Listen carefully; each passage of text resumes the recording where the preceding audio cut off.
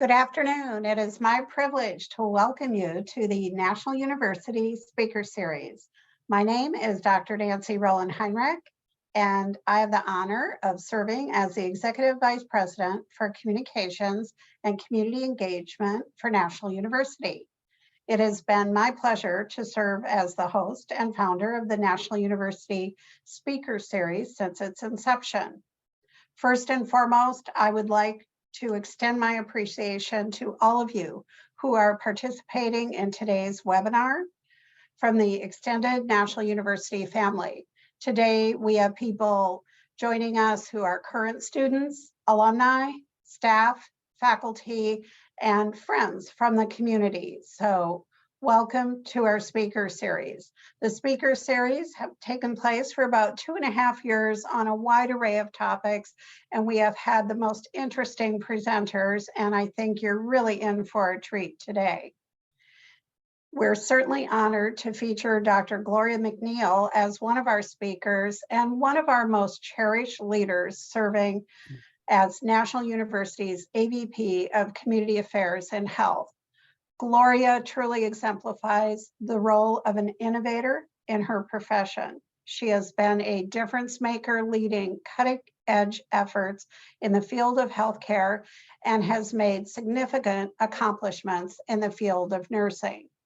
I know you have read her bio and many of you are familiar with her tremendous experience, but do know that she has received tremendous recognition across the country for her leading edge work that has positively impacted the field of healthcare as well as education. We are all looking forward to today's presentation, and we will also be joined by Taylor Freeman and Alistair Hume from Axon Park, who will provide you the latest updates on leading technology in this area. I would ask that for today's session, please submit any questions that you have in the chat, because we will have a Q&A, which will be moderated by Dr. Stephen Johnson, Senior Vice President for Innovation at National University. So at this time, we look forward to hearing more from our speakers, sharing the launch of National University's MetaCampus, and providing a better understanding of next generation education and NU's virtual campus. Everyone, please join me in warmly welcoming today's first speaker, Dr. Gloria McNeil. And Gloria will share more about our speakers from Axon Park. Thank you. Great. Thank you so much, Dr. Rowland. And so with our next slide, if you could just advance that, David, and click on it, we'll be ready to go.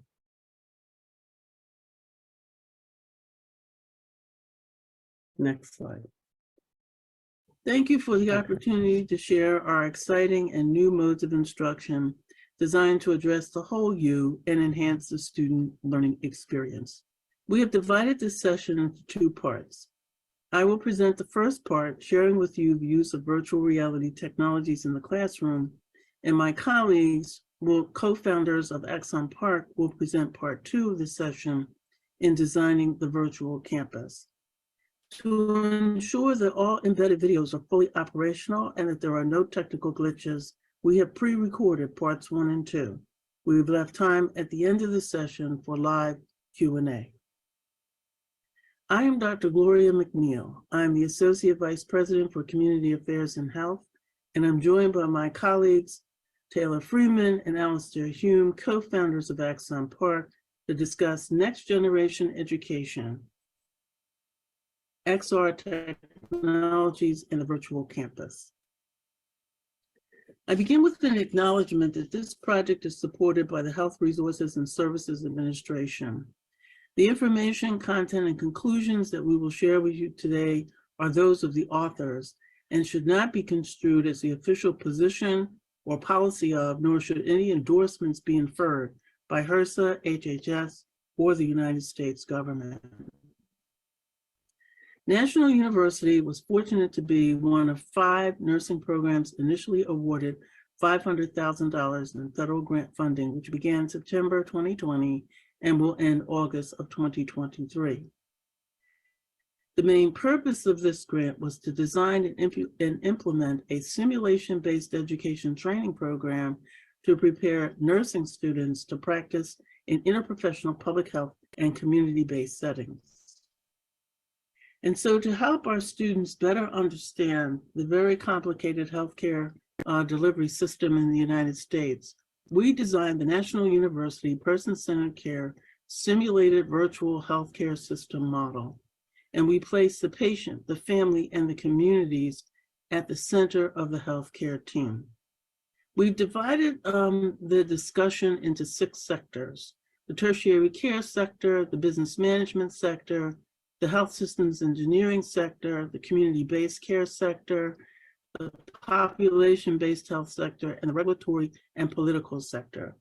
And all of these interplay to help our students better understand how to navigate through the very complicated healthcare delivery system today.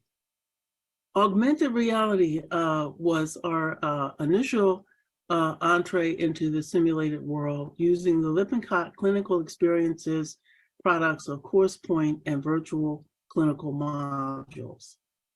So we start with the Promise Heights community. Now, this is a typical underserved urban community with very high crime rates, high unemployment rates, high school dropout rates, etc.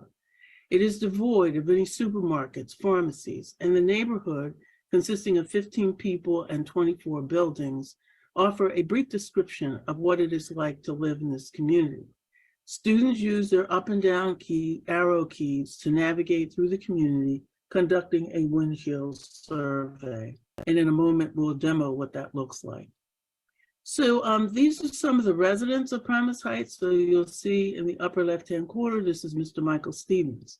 He is a 30-year-old male with bipolar depression and substance abuse. He most recently attempted suicide. He lived with his mother until she asked him to leave. So he now sleeps on a park bench.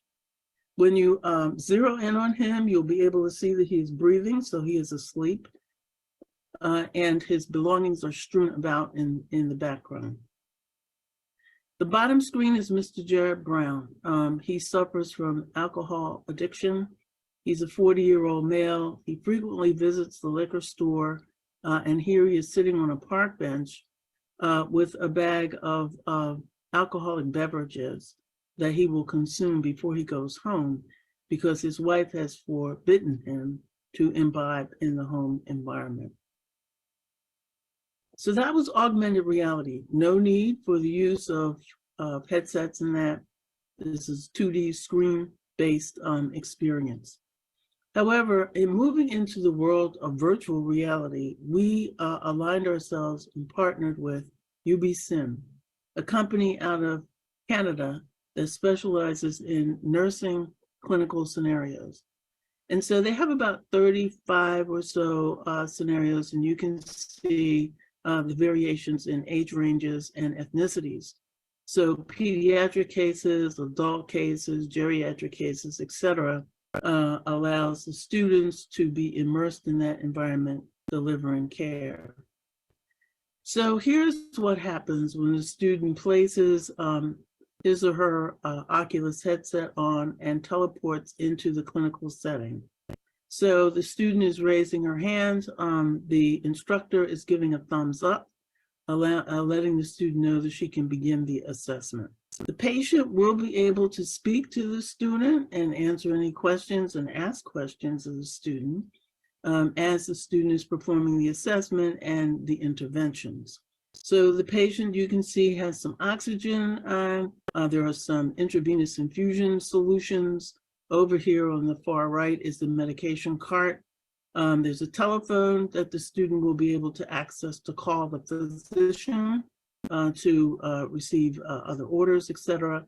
And just over the student's shoulder is the electronic health record that can be accessed at any point in time to get the medical history, medications, and treatment modalities. And so we try to make this environment as realistic as possible. So here the student is making an assessment of a wound. And so the student can determine the depth of the wound by pressing on it and can also identify if it's causing pain to touch. The students will also be able to feel and palpate pulses, and the pulse will be transmitted to their fingertips. So they'll be able to identify whether the pulse is weak or strong or thready, etc. Additionally, there's a stethoscope that will allow them to listen to heart sounds, lung sounds, bowel sounds, etc. Now, we know that the Oculus 2 headset right now is quite cost prohibitive. So there are other ways that you can cost effectively bring this experience into the classroom setting. So in the top picture, you see the peer-to-peer environment where there is no instructor needed. The students share with each other as they enter the metaverse, and they are able to practice and practice until they get it correct and learn from each other. In the bottom picture, only one student in the classroom has a headset, and that is the student in the center of the picture. What that student is seeing is projected onto a screen, and so the rest of the class can watch the screen and see exactly what the student is doing inside of that scenario. Now, in a moment, we're going to actually share with you the video of two of National University student nurses. This is Jessica, this is Stephanie. And so they're going to be assessing this patient who has had just recovering from an operative procedure and is experiencing pain. The students are going to have to do an assessment of the patient to determine if it is safe to administer the medication. And then following administration of the medication, they're going to have to make sure that the medication is working. Now, the students will be speaking with the patient and the patient will be speaking with the student.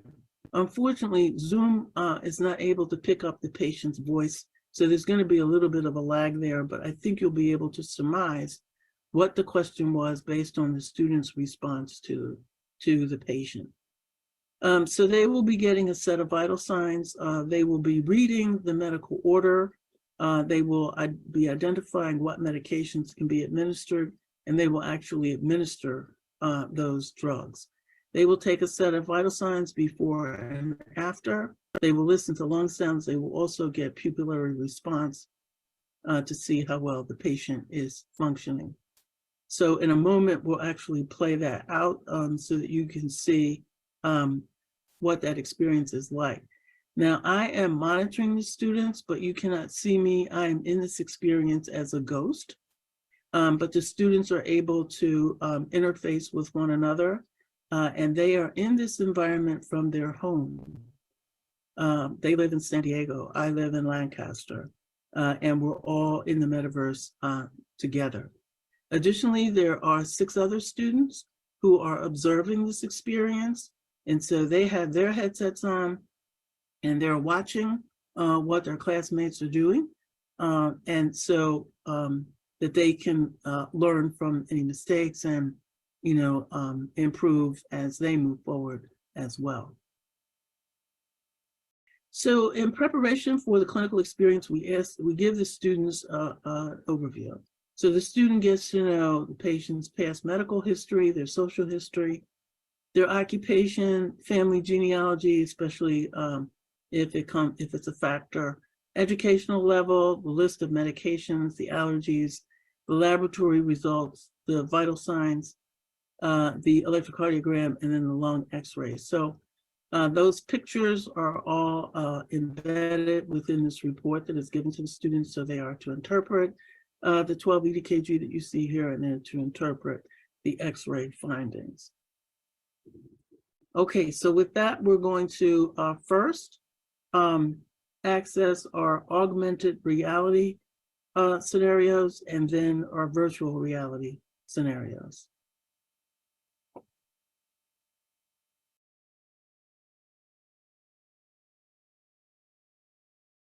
Next slide, David. I'm just going to share with you the augmented reality product that we use out of Lippincott Publishing. So this is the Promise Heights community, and I'm using my up and down arrow keys to navigate around in the community. So this is the bulletin board, which will give you the demographics of the individuals residing there, their age, their ethnicity, their annual income, etc. So the students get a sense of what this community is like. And so I'm going to navigate around slowly.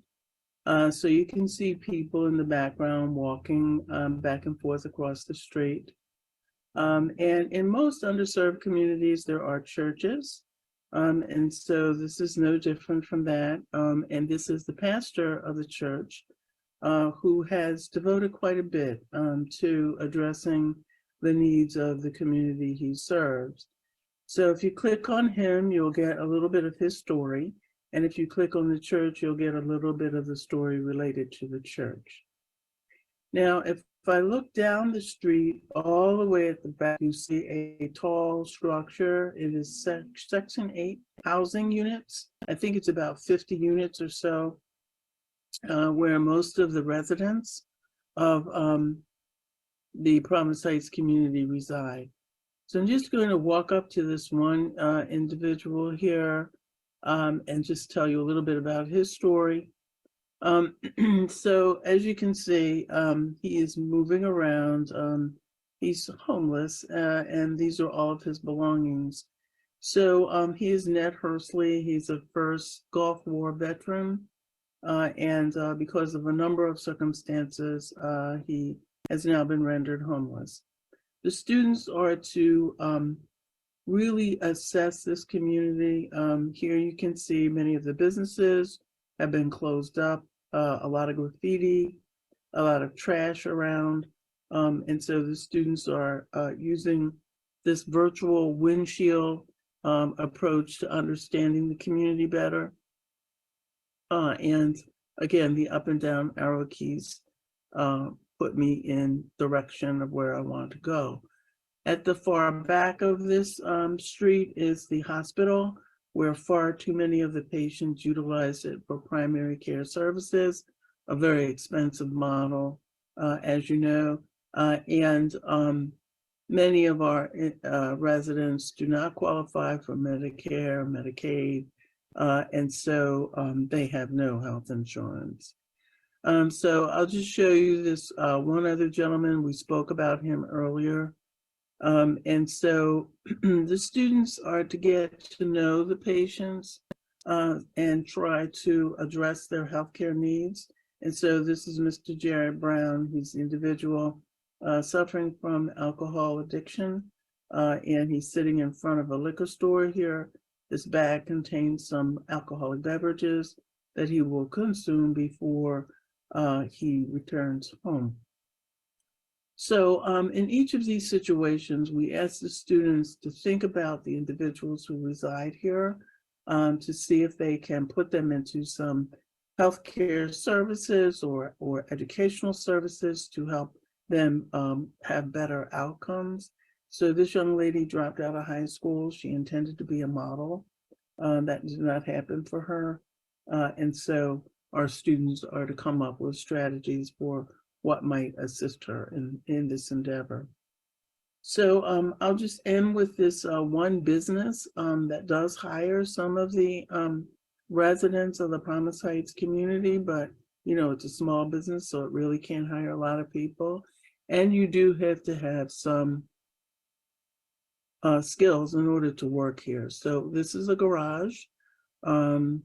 This is Jennifer Forrest. She owns this garage. It was transferred to her from her father. And so she tries to be helpful to the community in providing employment opportunities. So that's augmented reality. You do not need to wear goggles for this. Your up and down arrow keys work. It is two-dimensional, so it's not immersive as virtual reality is. But this is how we introduce students to the simulated world and help them navigate through a number of instances and clinical scenarios. Okay, and how would you rate that pain on a scale of 0 to 10?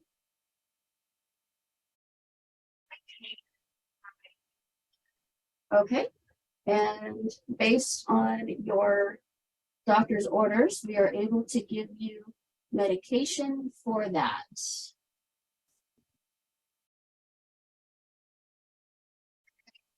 You're very welcome. Let's see, for greater than 7, we're going to give you 10 milligrams. So if you, first, I'm gonna go ahead and get your blood pressure. And if you'll go ahead and do the blood pressure for me.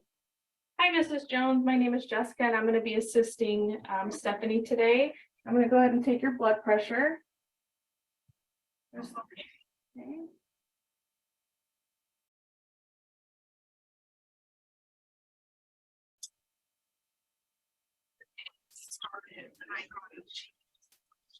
Yes, So- ma'am. That's ambulating after the surgery. Yes, ma'am, definitely.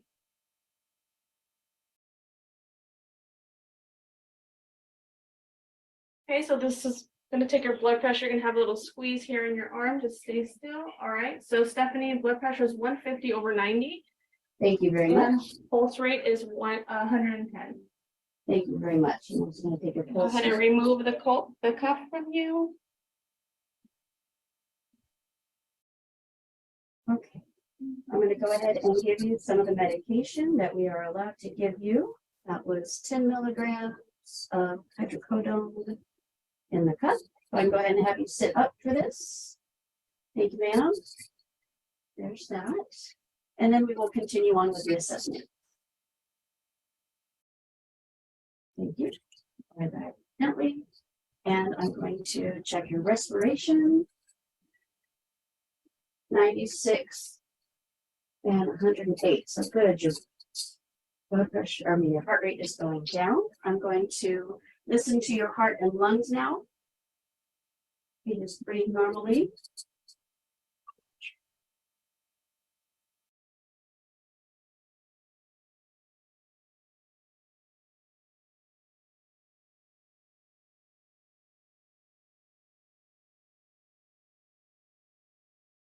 Thank you. I am showing that your lungs are clear and your heart sounds good. And I'm going to take a look at your eyes really quickly. If you'll just keep your looking right at my nose.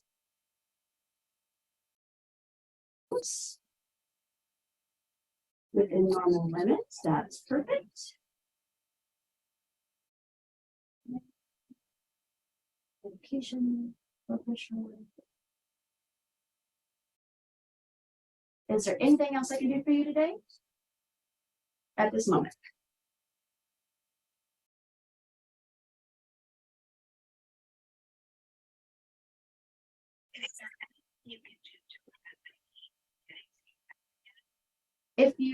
We want to go ahead and keep ahead of that. So we will be checking on you every 2 to 4 hours to see how that pain is going. And helping you ambulate to the restroom as well. So make sure that the call light for me, please.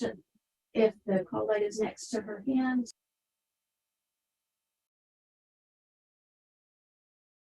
Okay, so what you saw there was 2 of our students, our nursing students, performing an assessment on this patient. This is a graded experience. The students are also being timed and it is being recorded. So sometimes we have very complicated scenarios where the patient begins to lose blood pressure, lose oxygen, etc.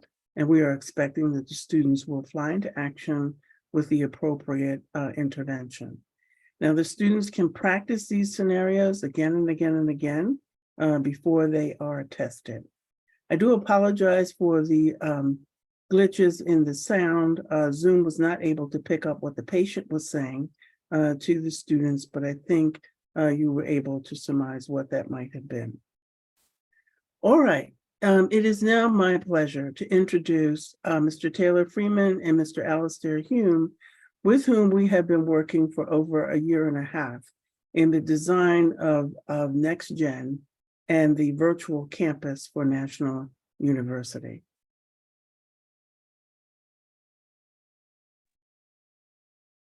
Fantastic. very Hello. much. After you, Taylor, please. Thank you, Dr. McNeil. It's a pleasure to be here with everyone, and it has been an absolute honor working with National. Just the innovative mentality is something that you don't see at a lot of universities, and the staff here and just the overall culture of the university has been really amazing. And we're very inspired to see the forward-looking nature and to be able to play a role in supporting the transition from the flat 2D internet into this new world of 3D and spatial computing. So my name is Taylor, one of the co-founders. Pleasure to be here. Fantastic. Yeah, I just have to echo that from my side as well. It's been really fantastic to work with you guys.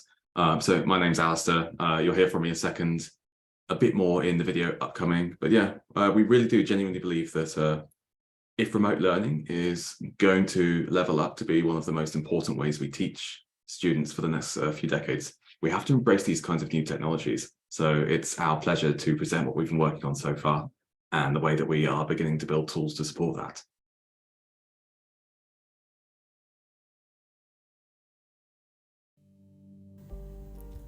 Hello there, my name's Alistair, co-founder of Axon Park, and today we're going to show you some of what we're building.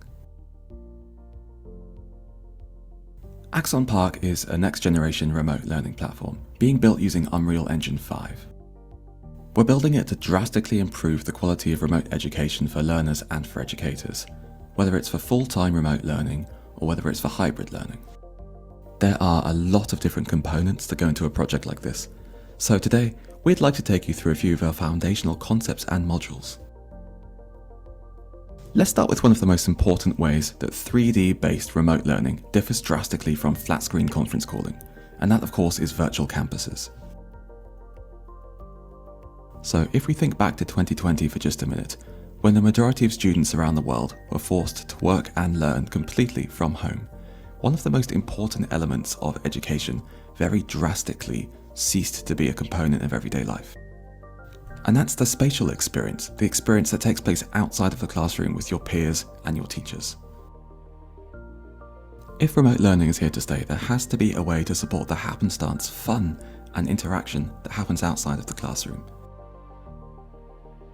To that end, we're designing and building virtual campuses that allow students to meet, to hang out, and to explore in between classes. Let's take a look at National University's campus right now. Hey there. Hello, how's it going? Hello. All good? So we jumped in with some colleagues a few days ago to explore the campus as we're putting a few final touches on the space. You want to play some chess, Simone? Alright. Okay, so yeah, just for the record, I am literally a grandmaster at chess. Okay, fantastic. Now, before that small exaggeration of my chess playing abilities is discovered, let's keep exploring. Queen's Gambit the Third. We've built this campus as a way for students to explore and walk around, beyond just the places they might need to go for their lectures and their learning. Alright, so before we jump through the portal, if we could all maybe spend just a couple of minutes... As you can see from a few of the areas that we've been exploring, a huge part of this is just finding somewhere to sit down and spend a bit of time in an interesting environment. As a way to get new users to explore the campus and get used to the idea of exploring virtual space, we've built a treasure hunt that starts very near the spawn-in point of National University's campus. When you first log into Axon Park, we recommend checking it out for yourself. Let's breeze through a quick exploration session together now.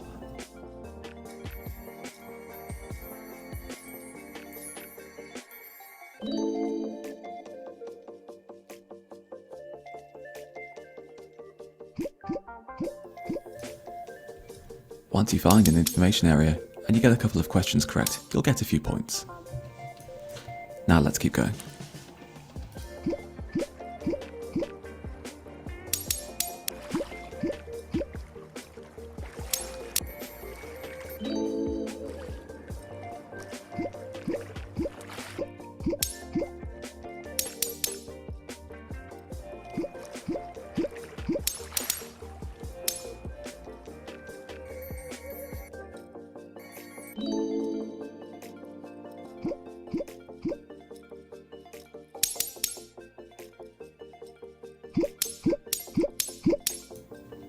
Now, when you complete the treasure hunt, you unlock a small little area at the end as a reward, but we'll keep that for when you play this for yourself.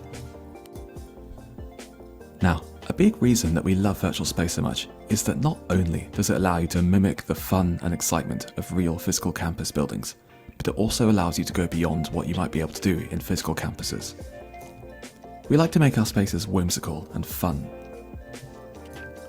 We want them to celebrate learning like a great museum. Now, let's jump back to that exploration with our colleagues. We're going to jump into a new environment that we've just built for National University and have finished uploading into the platform. I'll see you guys over there.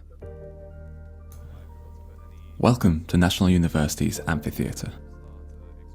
We designed this area as a way for students and professors who are living and working not only remotely but distantly to meet up and socialise in a spatial way. We feel that one of the most important civic elements of any university's social heart is the ability to put on events. And so we spent time designing a flagship space for lecture series, for social events, for ways for students and classes to gather. Over time, as multiplayer technology evolves, we want this space to be used to put on truly large-scale events, but in the meantime it's still a really great way to get a class together socially. And, like any good building in a virtual campus, there's plenty of breakout areas and opportunities for exploration and discovery. Oh yeah, it does. Yeah, I think it turned out quite nicely. Oh, this is cozy. Look at this and the curves. Yeah, I quite love this place. It's nice to see the team enjoying National University's Amphitheatre, and to see them spending time together in online space. But there's a lot more to the problem of proper next-generation remote education than just virtual campuses, so we'd like to cover some of that with you now. Next up, we're going to talk about virtual presence. Now, one of the key benefits to using immersive platforms is a more immersive way to connect with others.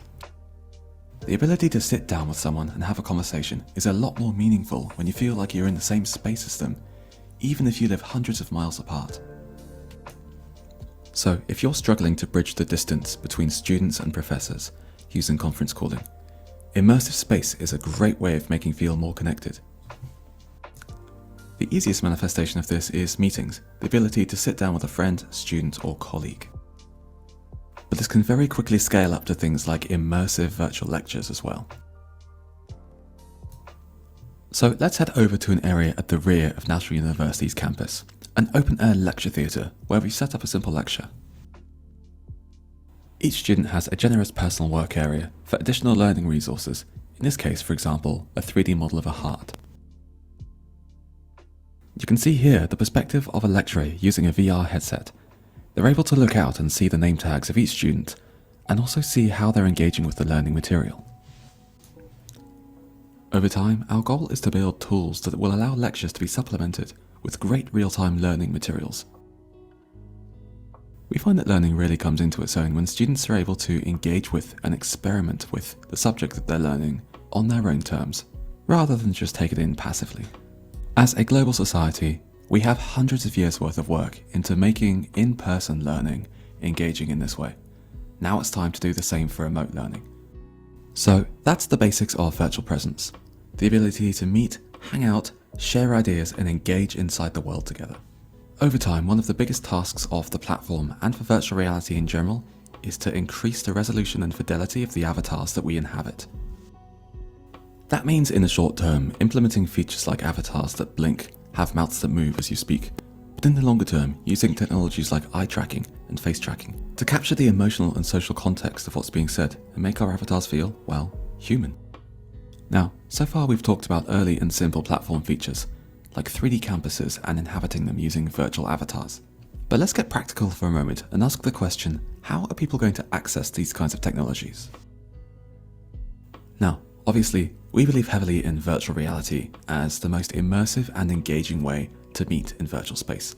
However, our platform isn't limited to being accessible only through virtual reality. We believe that fundamentally, if these technologies are going to transform the way that remote learning is undertaken, it has to be easily accessible from any type of device.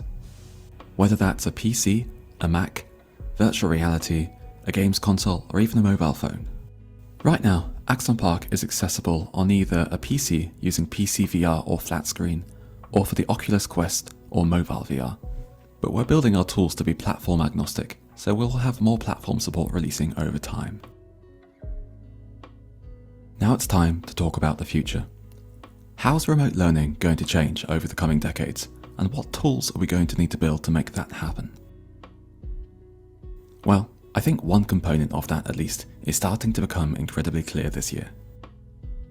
And that is, of course, the role of AI in our future education. Now, there's still a lot of work to be done to make sure that AI is a tool that's used to boost the way that people learn, as opposed to a way to substitute for learning.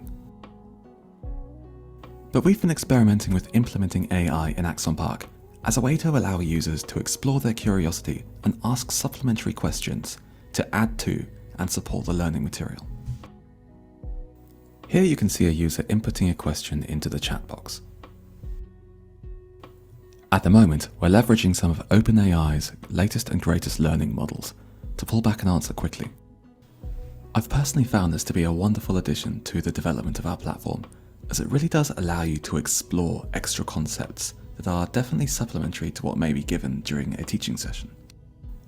Our next short-term steps are to make this work with voice and speaking, and to integrate the idea of asking questions and learning into the fundamental process of exploring 3D space. Everywhere you go, there should be the opportunity to learn more. Next up is learning from several decades worth of wonderful video game design. We're currently witnessing the development of a new paradigm in spatial communication, with today's younger generations being born as video game natives. When used well, gamification can be a great way to engage users in content, but it does go further than that. Over time, we need to give our partners ways to create great content, worlds, and courses of their own to expand the platform. Over the next few years, this means releasing an SDK and developing creator tools that allow great educators to produce interesting immersive content, without having to first learn how to also become a game developer. But in the long term, we believe that these kinds of tools will be again enhanced with AI, so that educators can convert teaching content that they've already created in other media into immersive real-time content. This is, of course, a multi-year vision, but the best way to get there is to work with fantastic educators who understand how to teach. Here in 2023, together with our great partners, we're developing tools and experiences that test and push the paradigms of mixed reality education. To that end, we are incredibly excited to announce that this year in May, we are rolling out the National University campus and the amphitheatre for early pilot testing, as well as a series of small office spaces for smaller meetings. Over time, we'd like this project to grow from this foundation into a way for all National University students to meet online in a way that is engaging and immersive. Over the last 20 years, we've witnessed a soft and silent revolution in video game technology as a way to bridge the gap between countries and continents and cultures and allow people to communicate more clearly. Over the coming decades, we believe that the lessons from this will be applied to many other industries, but most importantly, education.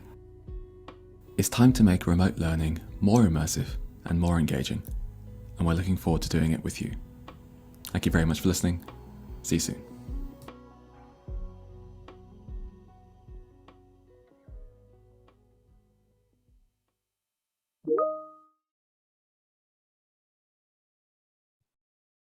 There you go. So that was our take on covering as much ground as we possibly could in about 12.5 minutes.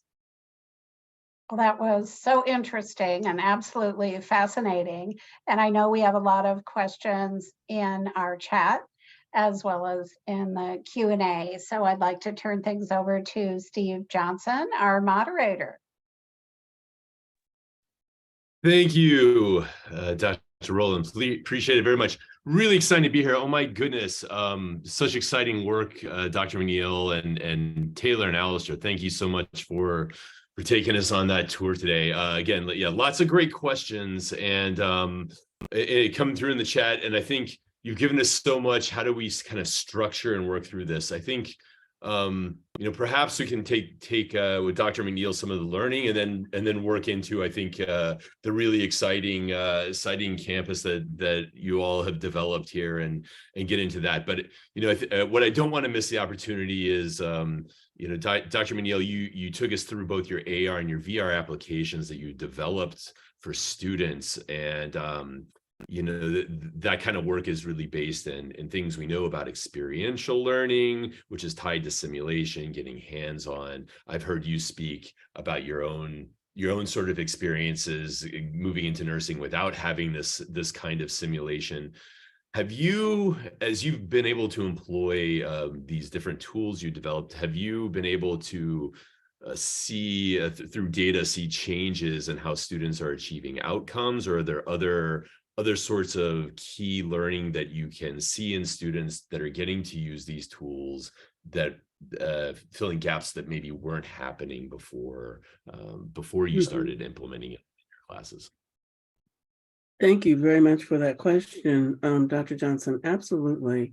So this was a simulation training grant. That was its purpose.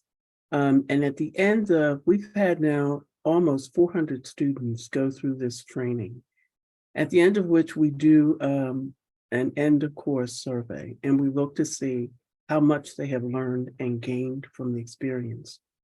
What I will say is that never before in their experience have they been in interprofessional classrooms. So 8 different disciplines are running together, utilizing this technology. What catapulted nursing, I think, into where we are now is COVID-19. As clinical areas where students could practice were closed, because hospitals, of course, were concerned about spreading infection. And so we had to pivot. We didn't have a choice. And as this technology becomes even more advanced, we're going to be utilizing it more and more. And I use the example of our aviation partners. So a pilot is not allowed on a plane until he has gone through thousands of hours of simulation, simulating every eventuality. And this is what we would like to have happen for our students. Every possible clinical eventuality would become second nature to them.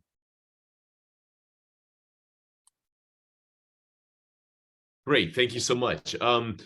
And can you speak to a little bit about that future, perhaps, that you're seeing? Because you sort of mentioned what you'd like to see in the future as these things develop. What kinds of things, or maybe what are limitations now that you wish you didn't have, that you're looking forward to technology catching up with your vision? Mm-hmm. Another great question. So right now, the cost of our the cost of our headsets, is rather prohibitive.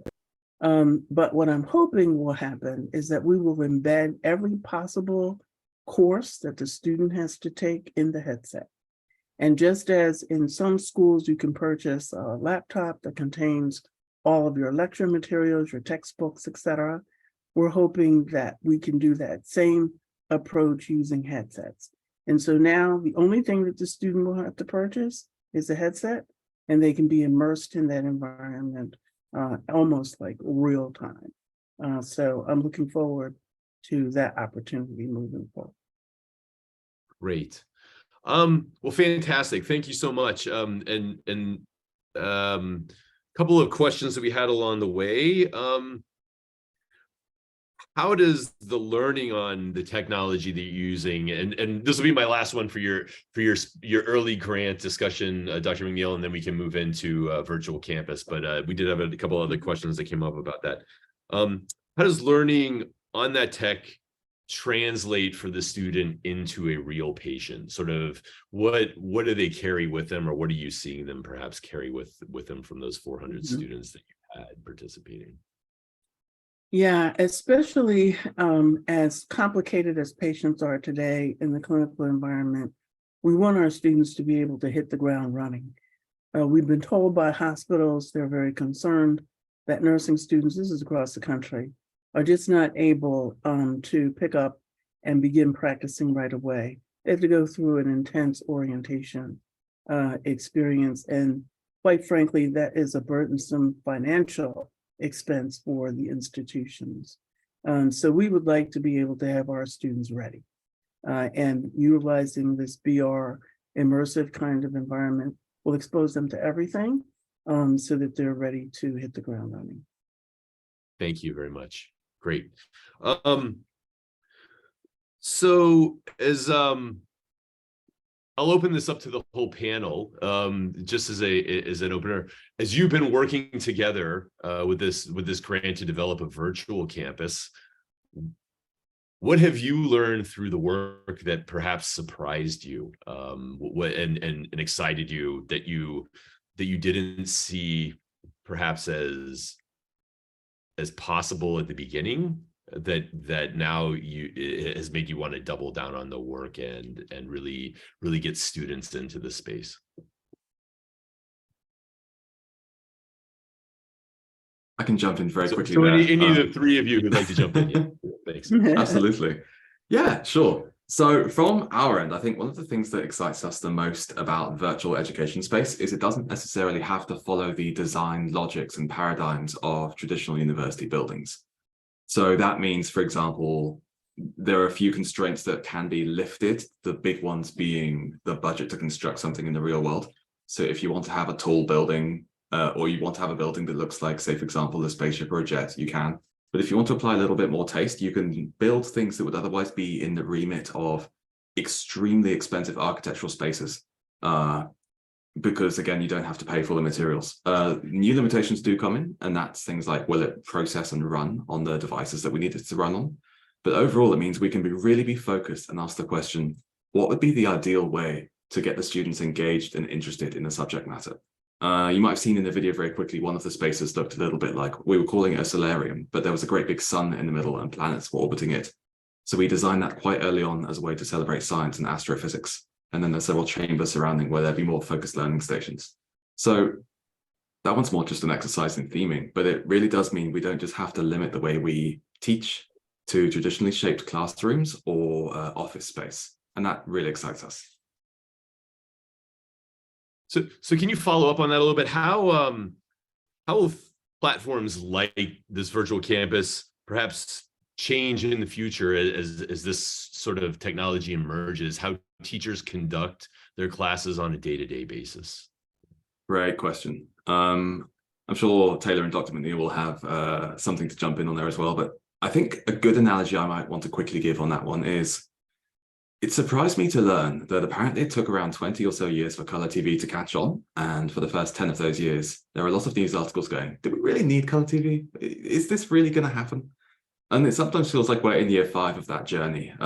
We are still in a period where we have to really think about the limitations of the technology in order to make something exciting and engaging run at the frame rates we need to make it comfortable for virtual reality or for mobile. But we also get glimpses from technology manufacturers, from Epic Games who make Unreal Engine, of wonderful, wonderful world-building tools that are coming up on the horizon. So we're heading towards a really exciting space where things can potentially get more and more fantastical over time. But beyond that, the other really important thing is there's been a bit of a paradigm shift in the way new generations think. We're now at the point where children and teenagers and adults even have been born as video game natives. They think in terms of 3D space and in terms of gameplay logics and levels. And they communicate in that way as well. So we think one of the most important things we can do is allow students and educators to create their own spaces and experiences and courses over time. Right now, the biggest challenge is procurement. It's time consuming to build this. So we're trying to get to the point where the analogy would be simple, like say playing The Sims, or for example, building a PowerPoint. It's something you can do on a Tuesday evening to deliver a lecture on Wednesday morning. So that's the long-term goal of where we want this, is we want these spaces to be fluid and dynamic and flexible and easy to set up for people that don't necessarily have decades worth of programming experience. So that's my 2 cents on that. Mm-hmm. I would echo all of that, and building on one point that I think is particularly interesting right now, especially within the US, you see roughly 75%, if not maybe even more now, of the kids between roughly 9 to 12 years old playing Roblox on a almost daily basis. So these are the future students, right? In just 5-6 years, they'll be coming into college and they will have grown up in these 3D worlds where they're used to meeting up with their friends and running around these 3D spaces in their avatars. And there are a lot of really incredible learnings from the top games or worlds that are within Roblox. So things like treasure hunts, things like escape rooms, things like different types of group activities that you can do, which through traditional online education platforms, video-based platforms are quite hard to do in a way that is unique. And one thing that's just an anecdote is with our team internally, when we're on Zoom calls, you know, we're pretty serious and we're focused, and you know, we're just it's just kind of a serious environment. But then when we get into the virtual space, everyone's laughing, everyone's having a good time. And I think there's this really interesting effect that happens when you move into an avatar, into 3D space, where people can genuinely connect and can genuinely build these deep, meaningful relationships more so than through sort of a 2D interface. So yeah, it's very exciting, and just meeting these kids now where they will be when they're entering their college years. Mm-hmm. And I'd like to add that beyond nursing and healthcare, sciences has embraced the immersive environment as well.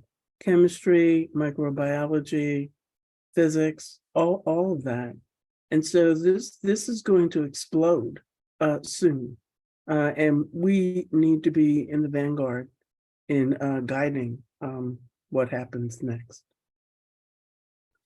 Absolutely. Yes. I mean, this is an emerging technology. It's bubbling up around, and I think you've hit on some great points about accessibility and sort of when price points come down, when much of the hardware starts to hit in a way that perhaps we think of like mobile devices at this point, that provides a game-changing sort of tipping point in how this technology can be used and leveraged. Very, very nice. So some of this is a culture change for people who will use it. Students, but also faculty play a large part in this, and thinking about how we use virtual spaces. Could maybe Dr. McNeil, you've probably done some thinking about this, but I'm sure Taylor and Alistair have as well. Can you speak to what kind of faculty expertise or sort of upskilling or new skills or training that have to start happen to think about using a virtual campus as an educational space? Mm-hmm. Excellent question. So for our nursing faculty, we have made arrangements for them to engage in basic simulation training out of the University of Washington. So they have free learning modules, about 6 of them. Takes about 3-4 hours or so. They receive a certificate of completion. And upon being able to demonstrate to us that they've gone through that basic training, we then have drop-in sessions twice a week where faculty can come and we can help them put on their headset, learn how to navigate around, and learn how to interface with the UBSIM product. Now, UBSIM is not the only company out there that's doing this work. There are many. We just happen to fall into their radar because they were focused on nursing. But it is also an opportunity for faculty to learn how to design their own scenarios. So you can buy scenarios out of the box, and you can make alterations, or you can design your own from scratch. And we help the faculty get that training. Excellent, thank you. A lot of the questions we got in the Q&A are very like technically oriented, like questions like, hey, can you integrate a real a blood pressure machine with this, or another one we have is, how does this give students the same experience as touching a real patient? So I think this kind of goes back to your simulation work, Dr. McNeil, but can the three of you maybe take on the simulation in terms of that? So like when I am in a VR simulation, what carries carries out with me, and maybe healthcare, maybe in another field, maybe a different kind of simulation. So we can speak to other areas, but can you maybe describe some of that, or help the audience understand a little bit about this is the super benefit. This is the big thing that happens. And yes, it's not exactly like in the case of healthcare, working on a real patient, but it's close enough, and it moves us in this direction, kind of thing. Mm-hmm. It's pretty close.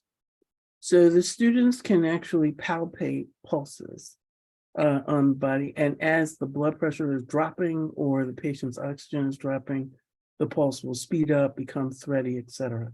They can feel that against their hand. So is that used through like haptic gloves, or what's the technology there that's helping with that? It's the Oculus handset, Okay. the device I'm using. So they're touching the patient's pulse, radial pulse, say on the arm, and they're feeling it vibrate against their fingers. They're taking the stethoscope. You couldn't see it very well in the video that I shared with you, but the stethoscope creates sounds, and the students can hear the sounds in the Oculus headset. I can hear what the student is hearing as well. And so as patients' lungs are starting to fill, and so on, you can hear all of those extraneous sounds coming from that. So it's as real as we can make it right now. We're just limited by the technology, but ultimately, and I'll be talking about holography in a couple of days, ultimately, you're not really going to be able to tell the difference. Excellent. Great. And Alistair and Taylor, anything you want to add, and maybe other work that you've done that's sort of similar to what Dr. McNeil was speaking about? Yeah, definitely. I mean, we've experimented with many different types of training modules, and there's a quite nuanced balance between things that are super fine motor, where VR may actually get in the way of the learning and just cause frustration and be a blocker.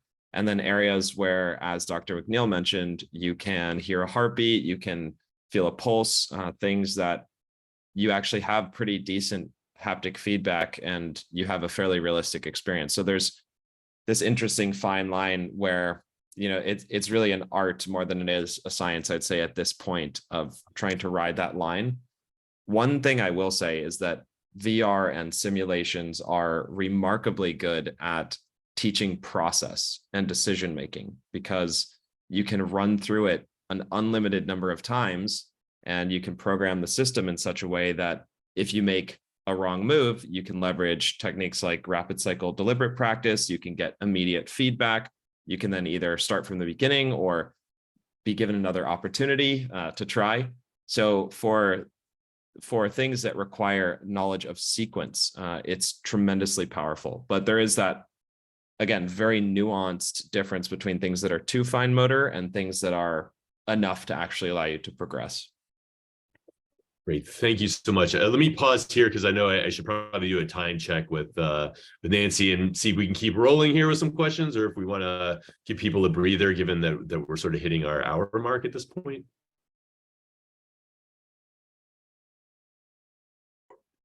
We are hitting our hour mark, but I know we have a very engaged audience because everybody's so excited to hear more about AR and VR and AI and the NU, evolution of the NU campus, and certainly next generation education, and looking how this amazing technology can really improve training in very specific fields and, simulate wonderful learning experiences. And I'm happy to have you maybe take 2 more questions if Gloria, if Dr. McNeil and Taylor and Alistair are okay with that.